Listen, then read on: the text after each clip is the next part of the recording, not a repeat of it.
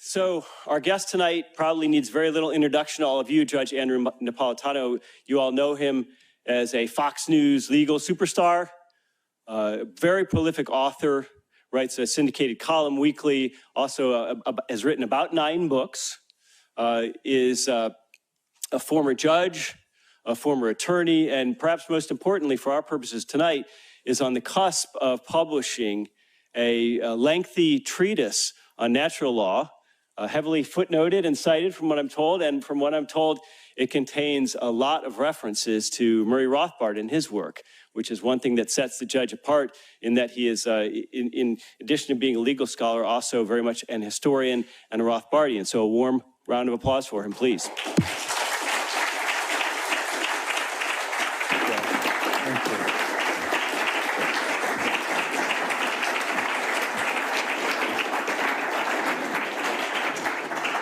Thank you, Jeff. Thank you for the warm welcome. So when Pat Barnett said, how do you want to title, what do you want to call the hour that you will spend with all the students on Monday night, I suggested the title of a very famous book that a lot of us who believe that our rights come from our humanity has read, called Taking Rights Seriously. And if we do take rights seriously, I'm going to start this lecture with what I will say at the end. If we take rights seriously, we know that they are not privileges. We know that they are not permission slips. We know that they are claims. They are claims against everyone and everything, including the government. So the concept of the natural law explores, where do these rights come from? Forgive my back, but this is natural law theory, NLT with an underline. And this is its opposite, positivism, P in a circle. So natural law theory argues that our rights come from our humanity. Positivism, the definition of which with respect to law is a law that is written down and ratified, has no moral bearing to it whatsoever. Whatever the lawgiver says the law is, if the lawgiver followed its own rules in promulgating the law, then under positivism, that is the law. So beginning with natural law, we have the 3 amigos. It's very easy to remember. All their names start with A. Aristotle, Augustine, Aquinas. So Aristotle argued that we can tell right from wrong by our experiences. And we can tell right and wrong from our senses. We know that fire burns. We know that ice is too cold. We can tell good and evil when we look at it. Augustine argued we can tell right and wrong from revelation, because Jesus came into the world and revealed himself as God and was willing to suffer and die on the cross. We can tell what is right and wrong by following his words. Augustine the pagan, excuse me, God have mercy on me. Aristotle the pagan, Augustine the Catholic. Aquinas says you're both wrong. The essence of understanding the natural law is reason. It is not experience. It is not revelation. It is reason. We have the ability to reason what is right and what is wrong. And in order to reason, we need to be able to exercise certain freedoms like thought, speech, publication, travel, privacy. Those are natural rights which couldn't exist if we didn't have the natural law. So Aquinas, notwithstanding Saint Thomas Aquinas, notwithstanding his position in the hierarchy of the saints as the angelic doctor, amongst those born of mortal parents, he's second only to the Blessed Virgin Mary, nevertheless rejects the argument of revelation and makes the argument of reason. It's very important to understand the concept of the natural law, to understand reason. It is the key and most significant word. So I was teaching a course on the basic course on the Constitution, which is 175 Supreme Court opinions that every lawyer theoretically knows and needs to know to pass the bar exam. If you're taking my class here, we're going to address about 25 or 30 of them, just those that pertain to congressional regulation of the economy, the Commerce Clause, the Contracts Clause, the taxing power, and the spending power. But after giving this course, a student came up to me and said, I enjoyed the course, I liked it, but I'm afraid to take your course on legal theory, which is an advanced course. I said, why? He said, well, I went to a Catholic high school and a Catholic college, and I'm sick and tired of Catholicism being shoved down my throat. You don't have to be Catholic. You don't have to be Jewish, because much of this is Judeo-Christianity, in order to accept the natural law. Because of this, because of reason, rejecting revelation, arguing that any human being, acknowledging the existence of God the Father or not, can reason his or her way to discerning what is right and what is wrong, what is good and what is evil. This conversation I had with the student who got an A in the basic course and eventually took the advanced course and got an A+, profoundly moved me. And I have labored mightily to do my best to explain natural law theory from a secular perspective, even though its principal progenitor in all of history is a Roman Catholic saint. This is no revelation on my part.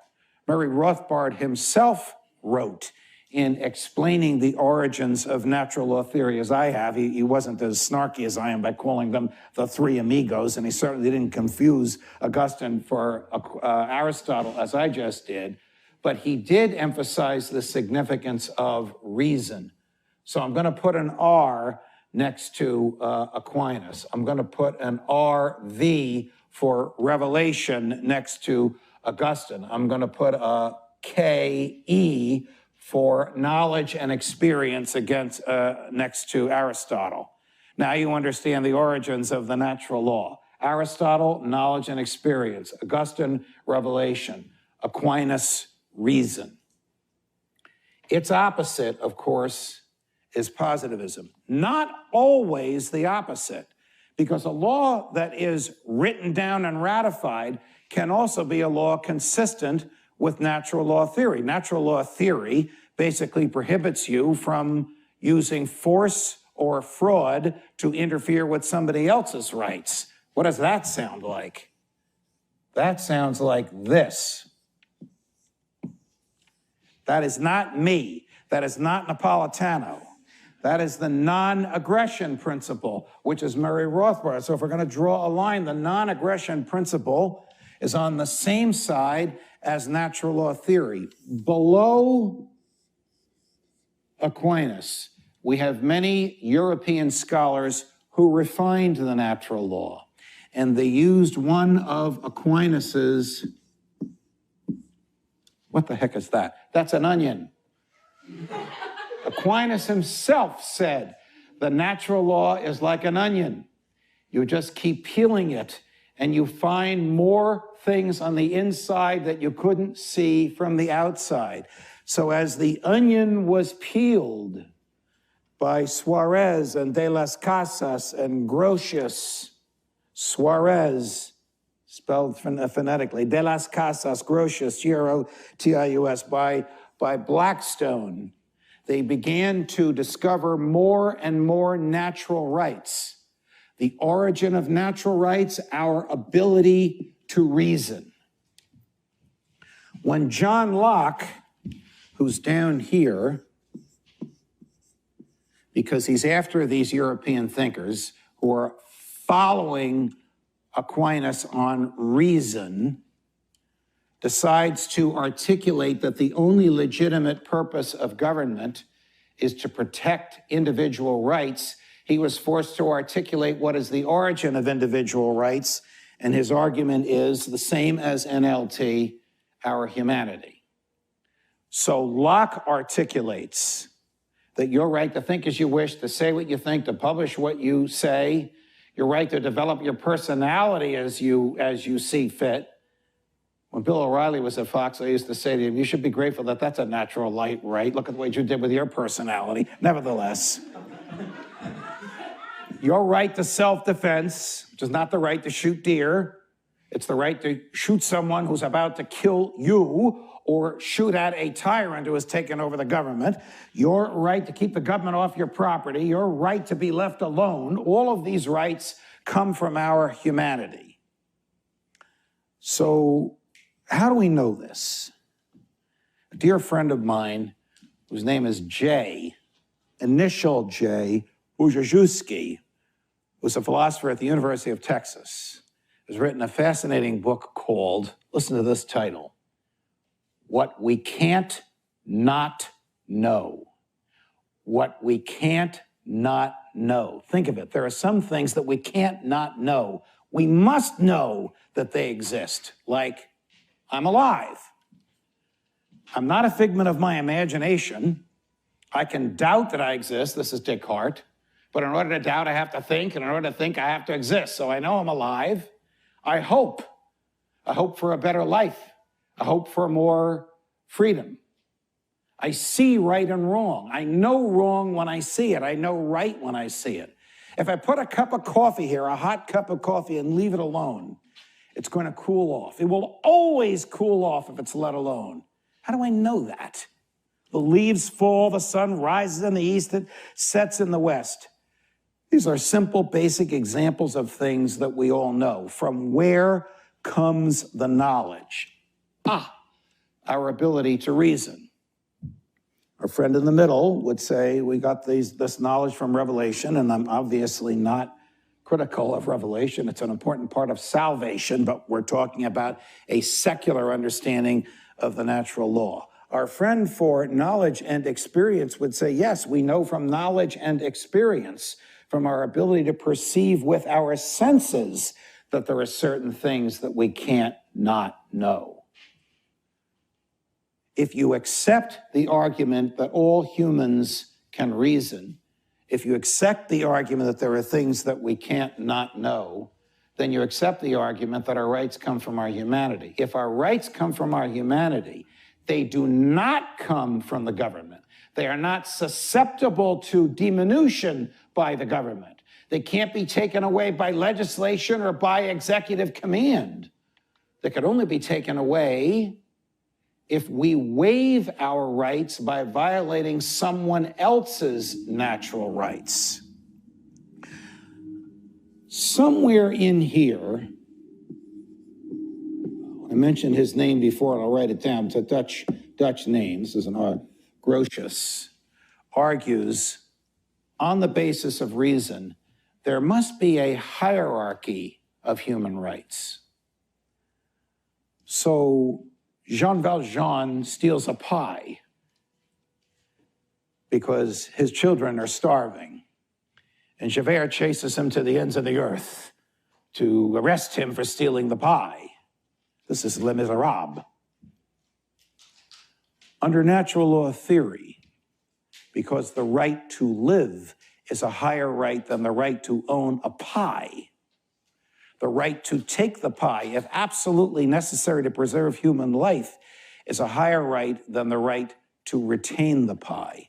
So Grotius argues from this, there must be a category of rights, some higher and some lower. It doesn't mean that they're not all natural rights. It just means that at times one might be sacrificed for another, since the right to live is the highest and greatest right that there is.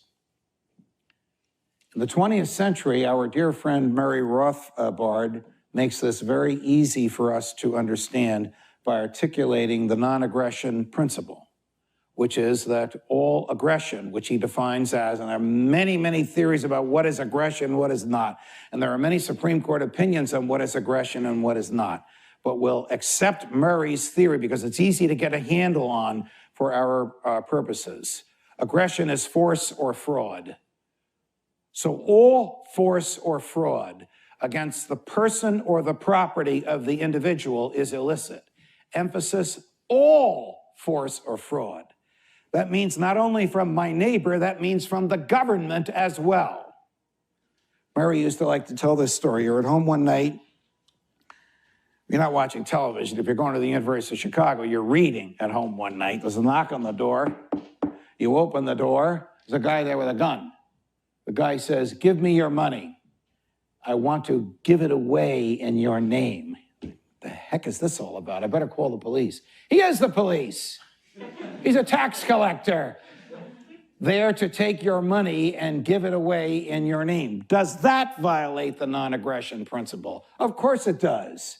It's using both force and fraud to deprive you of something that is absolutely and naturally yours, which is your possessions. And when I say on air at Fox that taxation is theft, I mean, aside from some of the things I've said about the one in the Oval Office, nothing has caused me more grief than this. Even my fellow libertarian at Fox, though he's not there anymore, a wonderful human being that many of you know, does a lot of lectures like this for young people, John Stossel, would say, "Would you please stop saying taxation is theft?" I said, "Why? It is theft. You agree with that, don't you?" He goes, "Yeah, but I can't say it, and my people want to know, why do you say it and I don't say it?" When Jefferson wrote the Declaration of Independence, DEC for Declaration, he used iconic language that we endow our rights from our Creator and that our rights are inalienable. Well, that's back to this, that they are inalienable and they come from the Creator. Again, you don't have to believe that they come from a Creator. You can believe that because human beings are the highest corporeal, rational beings on the planet, and that we couldn't rationalize and use our bodies in a rational way without the freedom to do so, that our rights come from within us. But by using the word inalienable, he actually wrote unalienable, which doesn't exist anymore. The modern word is inalienable. He's wedding the country at its birth to the idea that our rights come from our humanity. This is very important because it is the essence of natural law theory. If our rights come from our humanity, then the government can't take them away. If our rights come from our humanity, then taxation is theft. If our rights come from our humanity, then every benefit of every doubt, to use the modern technology, the default position is in favor of human freedom and not in favor of the government. I was trying cases, criminal cases, in the Superior Court of New Jersey and Hackensack, New Jersey. It seems like 100 years ago. And I would say to prosecutors, "Well, why is this the law?" "Well, it's the law because the legislature wrote it." Positivism. Written down and ratified. That's all that's necessary for positivism. Written down and ratified.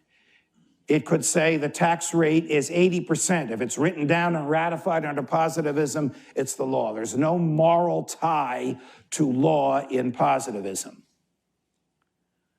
The attraction of positivism is that the government, that the people get the government that they deserve.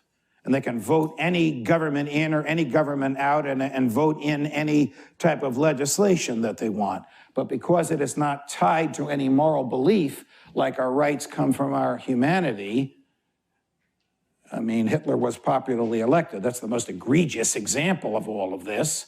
But there's no backstop on the government when everything is positivism. Leszek Kolakowski, great Polish philosopher, wrote another great book, if you really want to get into this, called "Is God Happy?" I won't tell you the answer. Argued that the natural law should be a beast, used the word beast, on the throat of the legislator to restrain him from writing any law and regulating any behavior and taxing any event and transferring any wealth. So Murray wasn't born yet, of course, but we promulgated the Declaration of Independence. We won the revolution. We wrote a constitution, and then we wrote the Bill of Rights. So everybody knows this phrase. Congress shall make no law abridging the freedom of speech. Question, which is the most important word in that phrase? I'll repeat the phrase for you. It's a trick question. 10 words. Congress shall make no law abridging the freedom of speech. Madison argued for hours over one word in that sentence. The freedom of speech demonstrated indisputably the belief of the framers that it pre-existed the government. Well, if the freedom of speech pre-existed the government, it didn't come from the government. If Madison were here, we would say, where did it come from? And he would say, well, look at what my neighbor wrote when he wrote the Declaration of Independence. It's one of those inalienable rights that he talked about. So little Jimmy, as they called him, he was all of 4'8".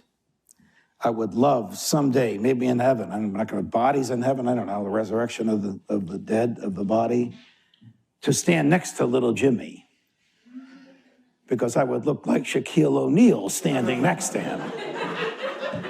So little Jimmy, you protected all these expressive rights. Think as you wish. Develop your personality as you see fit. O'Reilly. Say what you think. Publish what you say. Assemble or not assemble. Worship or not worship. Petition the government or not petition it. The right to keep and bear arms. The right to self-defense. The right to keep the government out of your property in wartime, no matter how badly they need the property. The quintessential American right, the right to be left alone. I'm going down the Bill of Rights. Okay, little Jimmy, what did you do about natural rights? The 9th Amendment. You cannot understand natural law and its place in American history without understanding the 9th Amendment, which Madison argued over. I love Madison, even though he had this bad phase in his life when he was a big government federalist and he pulled a lot of shenanigans to get the Constitution adopted. But then he got in the government and realized how awful it was and how the government had to be shrunk. But the 9th Amendment basically says all those rights that we listed in number 1 through 8, that's not all the rights there are. There are many other rights that human beings have that the government shall not disparage. About as strong a language as you can see in anything in the Constitution. It is the 9th Amendment that is the manifestation of natural rights as the basis for the protection for all the rights in the previous 8. Another trick question. If Congress proposed a repeal of the First Amendment, Congress proposes by 2/3 votes of each house. The president has nothing to do with the amendment process.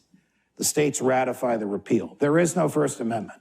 Do we still have the freedom of speech? Answer, under positivism, we do not, because the law as written down has removed it.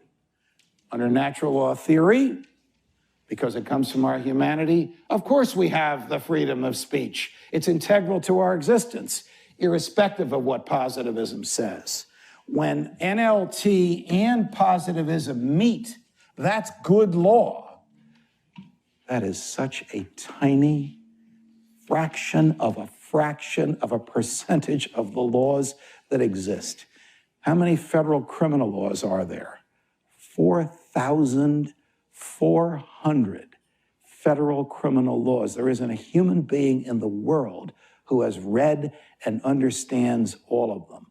But the very, very few that are consistent with natural law theory are the areas in which positivism does the right thing.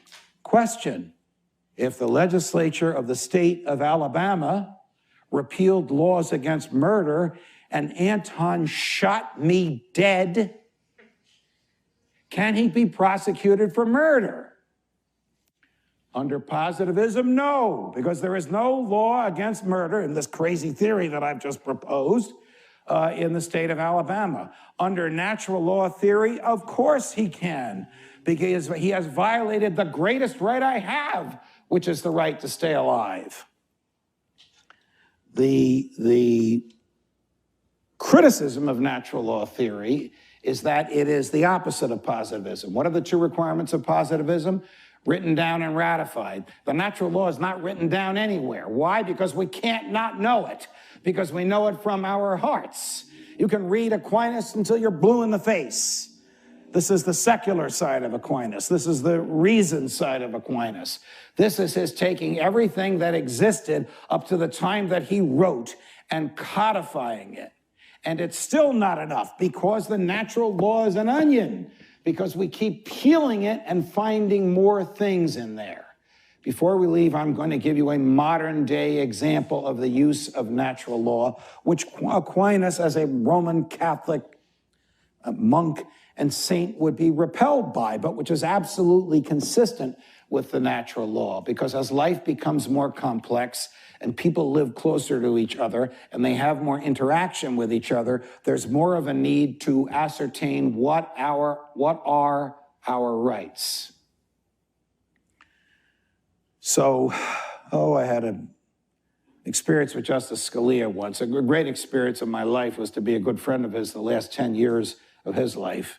A real character. I was interrogating him before 2,500 people at the Brooklyn Academy of Music. This was not a Fox production, or there would have been all kinds of bells and whistles. This was a Brooklyn Law School production. I was a professor on the faculty there at the time, and we invited him to come. We got so many people that wanted to come, we moved it from the law school to the Brooklyn Academy of Music. And he looked at me and said, "You're a freak for the natural law. I'm not obliged to follow the natural law. I'm only obliged to follow the Constitution. What about the Ninth Amendment? The rights not articulated but retained by the people shall not be disparaged." Well, how do I know what those rights are? Took my iPhone out. I said, "This is an iPhone." "Yes, I know. You're going to go to privacy, right?" "Yeah, I'm going to go to privacy." "Well, that's the Fourth Amendment." "Yes, we all know that, Your Honor. That's the Fourth Amendment. The Fourth Amendment protects persons, houses, papers, and effects, and nothing more." Nino, inside this iPhone is a computer chip. Isn't that an effect? Didn't Madison mention that type of thing? Positivism written down, right to be left alone, natural right, joining each other at the Ninth Amendment. And he looked at me and said, "I better not answer that one, because it might make its way to the court." It has not made its way to the court yet. I took a lot of heat for opposing the confirmation of Justice Brett Kavanaugh, because in his opinion, the government does not need a search warrant to get into your iPhone. In his opinion, there is no right to privacy. It's not a natural right. He claims he does accept certain natural rights, and I believe him when he says that. But he doesn't believe that the right to privacy, what Justice Brandeis called the right to be let alone, is among them. So the Ninth Amendment, Murray Rothbard loved the Ninth Amendment. Those of us who believe that our rights derive from our humanity love the Ninth Amendment, and we love Madison for having written it. So it's the War of 1812. Nobody really knows how it started. Either the British came back here to take us back, or we invaded Canada and they came back here to get us the heck out of Canada. But there's fighting going on all over the country. And in Upper Marlboro, Maryland, in 1812, shortly before the war was over, but nobody knew it was going to end at that point, a platoon of British soldiers marches into Upper Marlboro and kidnaps 5 militia, 5 males, takes their guns from them and announces, unless the town surrenders, they're going to be hanged at dawn. The mayor of the town orchestrates the kidnapping of 5 drunken British soldiers in the middle of the night and announces that they're going to be hanged. He then, unarmed and unaccompanied, walks into the headquarters of the captain of the platoon and says, "I'll make you a deal. Your 5 for our 5. Captain shakes hands. The militia guys are freed. The British soldiers are freed. 2 months later, the war is over. There's a tumultuous celebration. The mayor, John Hodges, is the grand marshal at the celebration. Everybody's there. Government officials are there. Farmers are there. Workers are there. Bankers are there. And he gives a tremendous speech with a tumultuous reception by the gathering. Now, I hope what happened to him doesn't happen to me when I finish this talk tonight or my lectures this week. Because he steps down from the podium and two strangers approach him. And one of them hands him a piece of paper, and it's an indictment. And the other puts his hands in shackles. The mayor was indicted for treason, for providing aid and comfort to the enemy in wartime by returning the enemy's soldiers. So, 2 weeks later, there's a trial. The mayor's tried. The judge was the guy who introduced the mayor at the parade. The jurors were all at the parade. The prosecutor was at the parade. Defense counsel was at the parade. The prosecutor stands up and says, you know, this indictment came from Washington. We all think the mayor's a great guy, but let's face it, he did do what the indictment says he did. He did provide aid and comfort to the enemy in wartime, which is the definition of treason. By the way, the other definition of treason is waging war on them. The them are the states of the United States, something Abraham Lincoln did. The them is not the federal government. Another story for another time. Tom DiLorenzo, who's in this room, is the world's foremost authority on all of this. Defense counsel stands up and says, the mayor's a hero. He saved human life. How can you possibly convict him? The judge says, I never said this to a jury because they were all males. Gentlemen, we've reserved a room in the tavern across the street. After you finish the meal the tavern keeper has prepared, and after you finish his best barrel of ale, a barrel of ale, you will deliberate the mayor's fate. Four-person raises his hand and said, we don't have to deliberate. We'll take the ale, but we don't have to deliberate. What's the verdict? The verdict is not guilty. This is the first example and the first published opinion of jury nullification in American history. A bunch of farmers in Upper Marlboro, Maryland, saying to the federal government, stay the hell away. This is positivism run amok. That's the good side. Here's the bad side of this story. The Justice Department has a rule that every prosecution for treason, there have only been 7 successful treason prosecutions in all of American history. There have been many prosecutions, only 7 convictions. Every prosecution for treason has to be personally signed off by the President of the United States. What left-wing pinko big government creep was the President of the United States in 1812? Little Jimmy, who wrote the Constitution, who insisted on the word the in the First Amendment, and whose pride and joy was the 9th. So the world obviously looks different on the outside of power looking in than it does on the inside of power looking out.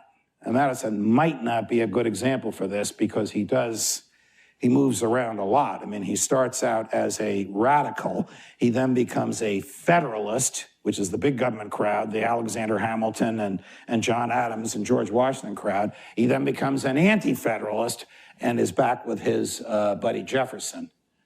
But in the War of 1812, I don't know what the heck he was thinking when he authorized the prosecution of John Hodges. Lou Rockwell has argued magnificently that almost everybody in the government suffers from libido dominandi. Not that kind of libido, the lust to dominate. And people like Ron Paul are rare exceptions in the government who have a lust to liberate rather than a lust to dominate. It is a character flaw You want to go back to our friend Augustine, not Aristotle, Augustine. He would say it's because of original sin that we all have this lust to dominate. I don't know where the hell it came from or why we have it, but the do-gooders and busybodies of the world get themselves elected to government so they can tell the rest of us how to live. One of my colleagues was interrogating the governor of New Jersey and said to him, where do you get the authority to nullify the Bill of Rights? You have made it illegal to travel and illegal to assemble and illegal to engage in commercial intercourse. These rights are protected by the Constitution. Murphy said to the Bill of Rights, that's above my pay grade. So what once were liberties guaranteed are now liberties mocked. The very, very dangerous situation for us to be in when a governor can assume to himself, in the case of Michigan, herself, powers given to the legislature. Cuomo says, well, the legislature enacted emergency legislation right before the pandemic started because we're smart in New York and we saw it coming. And they told me that I could regulate private behavior. And I've done so with my executive orders. Well, the Constitution, this is a G and that's a C, has the guarantee clause. The guarantee clause guarantees that the states shall have Republican, lowercase r, form of government. What does that mean? That means only a popularly elected representative body can enact laws, and it means that there's the separation of powers, meaning the entity that enacts the law can't be the same entity that enforces the law. This is constitutional law 101 that the governors have violated, and very, very few courts have had the intestinal fortitude, personal intestinal fortitude, or fidelity to the Constitution to invalidate. No matter how well-intentioned these governors may be, no matter how sound is their medical advice, and there's medical advice all over the place. You can get an expert to say almost anything you want. In fact, when you go to an expert to say, you know, I need you to come on the witness stand and we'll say this, and he'll say, here's what it's going to cost you, or exactly what is it you want me to say? Because for the governor to write a law and then enforce it is no law at all. And one principle of NLT is an unjust law is no law at all and commands no allegiance whatsoever. We all know when a law is unjust.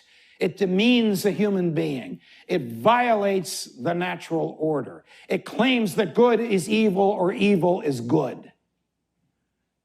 That's where we're all existing through now in these dark days where governors on their own in the name of public health have crushed our liberties. Well, if our liberties are natural, if they come from our humanity, if they're inalienable, as Jefferson called them, if a right is not a permission slip, if a right is a human claim against every other person and thing, then a governor can't take them away and a legislature can't take them away. They can only leave us if we have given them away. If I rob a bank, I have violated the natural rights of the depositors of that bank and have forfeited my own freedom. That is the only way that I can lose my natural rights, not because a governor says it's for the common good. If the common good could trump natural rights, Trump lowercase t, and I want to get involved with him in this conversation. By the way, he called me the other day, but I'll tell that story later. It had to do with Italian food. You'd think he'd have other things in his mind, but nevertheless, if the common good could trump natural rights, then they wouldn't be rights.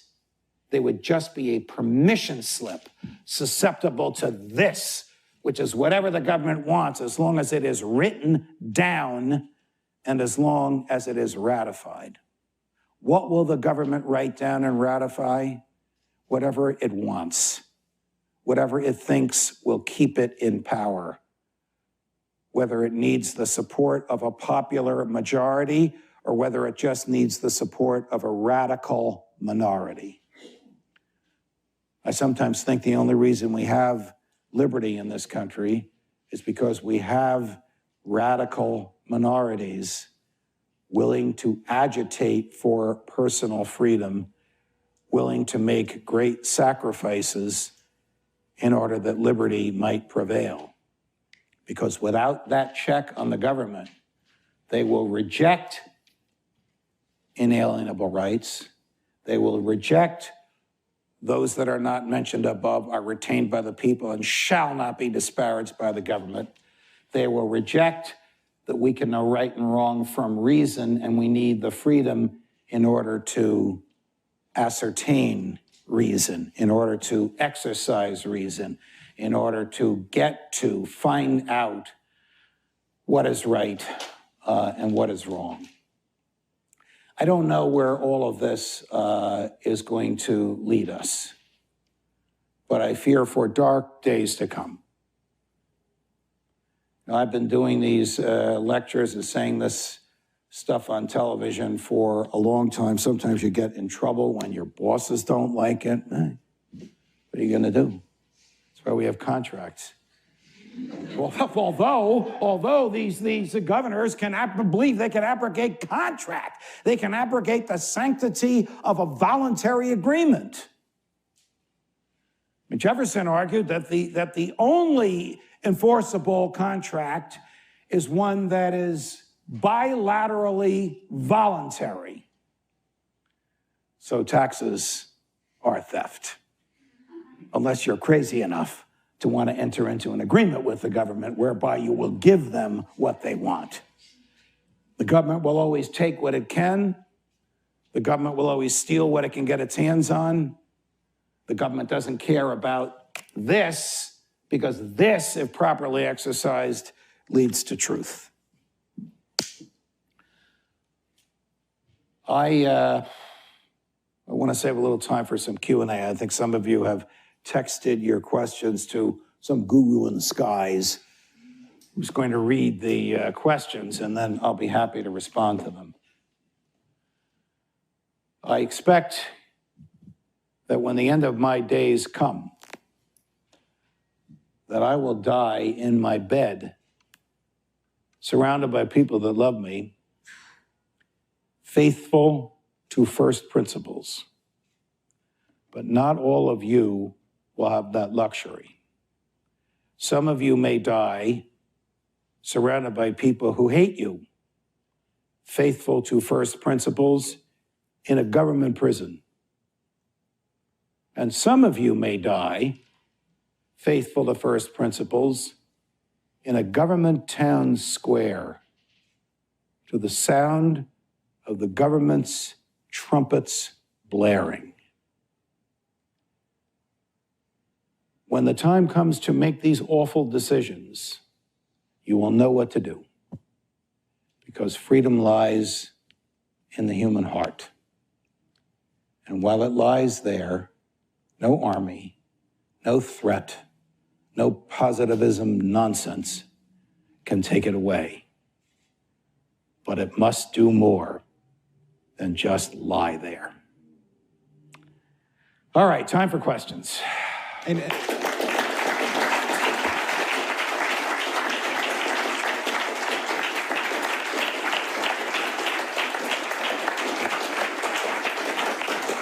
Now, for those who are taking my course, you're going to get 8 more dosages of this. please feel free to send your questions to the Mises Institute account on either Instagram or Twitter through direct message. But if anyone wants to start off, you can tell me your question. I'll repeat it for the mic. How do you get to freedom in the first place? So if you need freedom to reason, how do you get to freedom in the first place? Yeah, through reason in the first place. Well, because we are born with natural rights. We're born with the freedom. Government doesn't grant freedom. Government is, this is a Mises definition, this is one of the greatest of his one-liners. Government is essentially the negation of freedom. Government is nothing but the negation of freedom. Only government can negate freedom. Now, you can fail to protect it yourself. It's a great argument. Can you sell yourself into slavery if you do so voluntarily? Rothbard would say no. Walter Block would say yes, but this is another dispute that I'm not going to get involved in. This is a hypothetical argument. But without the government, you have freedom.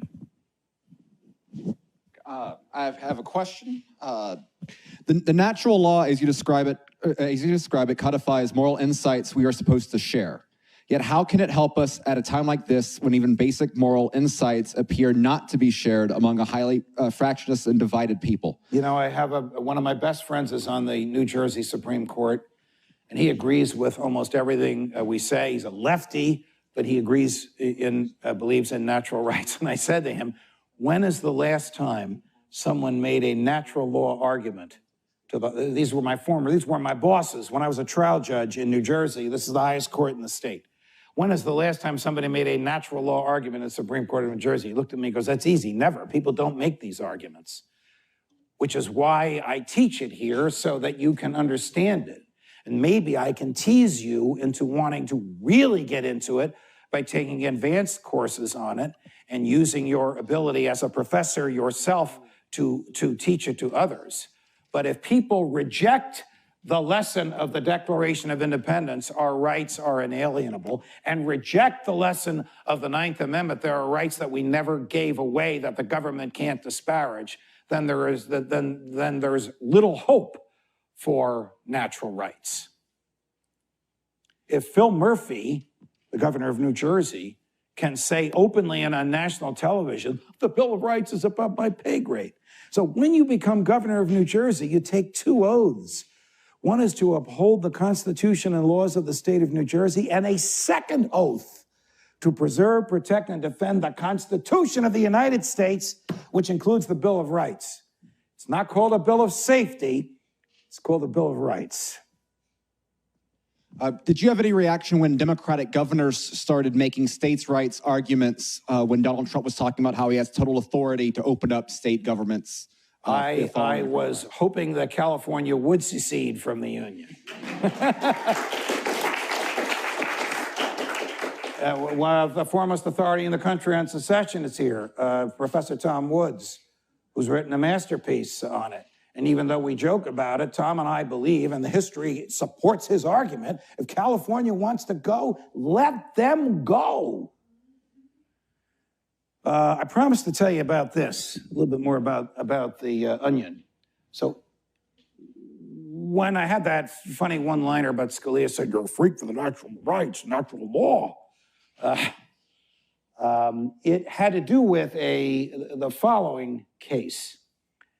A guy is sitting in his apartment in Colorado. All of a sudden, a bullet comes through the floor and lodges in his ceiling. Now, the police come to his apartment, not the guy downstairs that shot the gun. They come to his apartment. Are you okay? Yeah, I'm okay. Can we come in? Yeah, you can come in. Can we look around and find the bullet? Yeah, I think you can find it, but it's right there. Well, one of the cops sees the bullet. Another cop is going like this. Lenovo, kind of expensive. Let me write down the serial number. The Lenovo was stolen. So this poor bastard who almost got his leg blown off by a bullet coming through the floor, 2 weeks later finds himself in jail for possessing a stolen computer in his apartment. Convicted all the way up through the Colorado system, the case comes to the Supreme Court. 4 liberals and Scalia vote to overturn the conviction.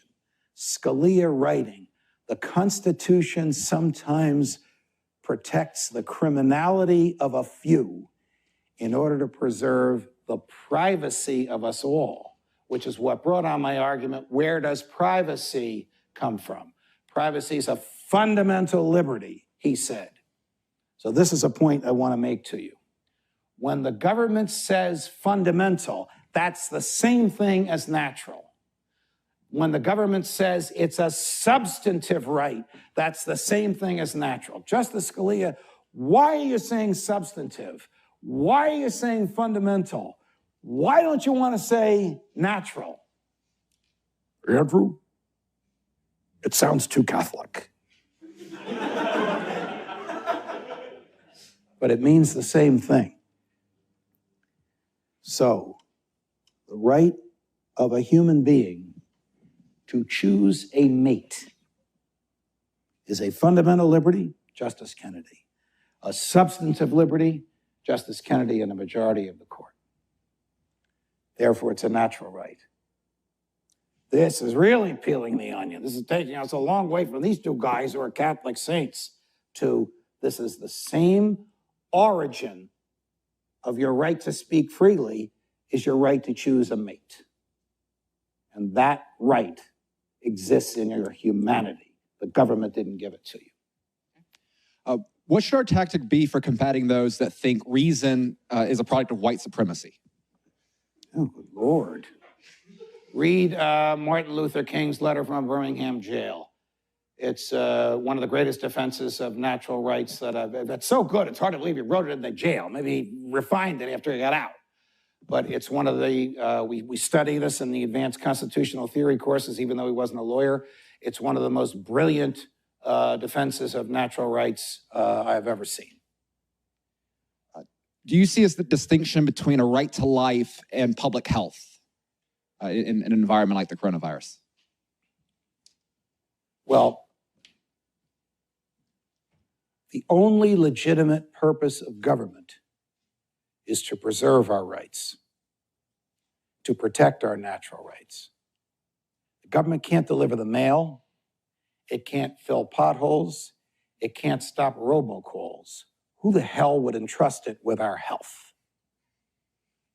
People that are afraid. Fear is a great motivator. Why were people afraid to come out of their houses for 2 months in New York City? Not because of Andrew Cuomo. The police couldn't possibly. There's 10 million people in New York. There's 38,000 police. Do the math. Because the government had scared the daylights out of them. Because we have a government of fear. And when people are fearful, they will sacrifice liberty to obtain safety. And what happens when they do that? They end up with neither. What is your argument against the social contract theory? My argument is not against the social contract theory, but my argument is that for the linchpin of democratic government is the consent of the governed. That means the consent of everybody. And if somebody, do you know anybody that's consented to the Constitution? I don't. I've been asking this question since I was your age. What are you, about 15? 18. Oh, 18. All right. Sorry. A youthful face. It's a good thing to have. I don't have it. I never had one. The social contract theory makes sense if everybody consents. But nobody has consented to the government. Oh, we walk on the government sidewalks. We vote in the government elections. Okay. Did the Jews in Berlin in 1933 consent to the government because they voted against that monster or walked on his sidewalks? Of course not. That's not consent. That's fear. Who are the people asking these questions? I don't like these anonymous questions. Are they students in my class? Did Tom Woods write some of these questions? This kind of touches on that. So you said that taxation is theft unless you make a contract with the government. Well, do you give up that right when you fill out a W-4 form or any sort of the government taxation forms? No, because when you fill out those forms, you're doing so under compulsion. If you don't fill out the form, they'll eventually find you and take your property and maybe even take your body. Since you oppose taxation, should that mean that we do not pay politicians? Well, I mean, in my world, which would be Lou Rockwell's world, Ron Paul's world, Walter Block's world, the government would be a minuscule fraction of what it is now, and you would pay the government for services, which is almost what we had in the era 1776 to 1789.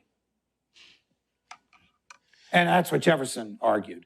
You want a service from the government, you pay for it. You don't want a service from the government, you don't owe us anything. Since we know that the courts are politicized, do you have any suggestions for tactics on getting the right to buy into eliminating qualified immunity? Well, qualified immunity is an absolute monstrosity, but the qualified immunity has its origins in legislation. So when the Supreme Court has given wild and weird interpretations of qualified immunity, that's on the basis of legislation. Qualified immunity is what police have. They qualify for it by being a cop on a legitimate police-oriented mission, not admission, mission. That gives them immunity from the consequences of it. So when the cop in Minneapolis choked that poor fella to death for 8.5 minutes, he knew that he could not be personally sued for it because he had qualified immunity.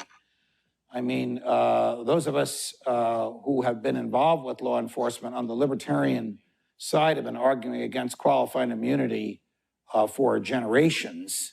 It's a monstrosity because it unleashes the police. There's a lot of problems with the police. They're over-militarized. They mimic what the feds do. And now they have the same immunity that the feds have. What advice would you give to the mayor of Portland or some of these cities that have had riots going on in recent months? Well, the government's only legitimate duty is to protect natural rights, which in the case of Portland or Oregon would mean to protect property. So if the police followed the natural law, they would be disobeying a Supreme Court case because the Supreme Court has said the police have no obligation to protect property or preserve life. Well, what are we paying them for if they have no obligation to protect property or preserve life? In the real world, my neighbors and I would have our own insurance company, and the insurance company would hire people to protect us, and those people would work for us, and they wouldn't impair our property, they would protect it. But this is not the real world. This is the welfare, warfare, administrative state where the Constitution is in tatters and barely means what it says. So those mayors basically told the police, stay out of those neighborhoods because the people that have taken over those neighborhoods, the ones that are breaking windows, the ones that threw a cinder block through a liquor store to grab a bottle of bourbon, that guy's going to vote for me. That's the problem with allowing people to usurp natural rights, the right to own the property. And you've also usurped their right in Portland, for example, to defend their property because you can't own a gun. You can't sit there with a rifle in your hands. Stand in front of your house in St. Louis, Missouri with a weapon in your hand while a mob goes by and they raid your house. Not making it up. That's what happened last week. I think last question. If our natural rights come from reason and our humanity, why would we trust government to defend those rights? Well, you would trust a government, a small, limited government to which you consented because of the impracticality of defending your rights yourself. But if you didn't consent, you'd have every right to protect your natural rights on your own because of the Second Amendment, which, according to Justice Scalia in Heller and Justice Alito in McDonald, allows you to use the same level of sophistication to protect yourself that the government has. Can you put a tank in your garage? I don't know the answer to that, but I do know that you can use the same level of sophistication to preserve your life and the life of your loved ones and your property as the government's agents will use to attack it. God love you. If you're in my class, I'll see you tomorrow. If you're not, say hello.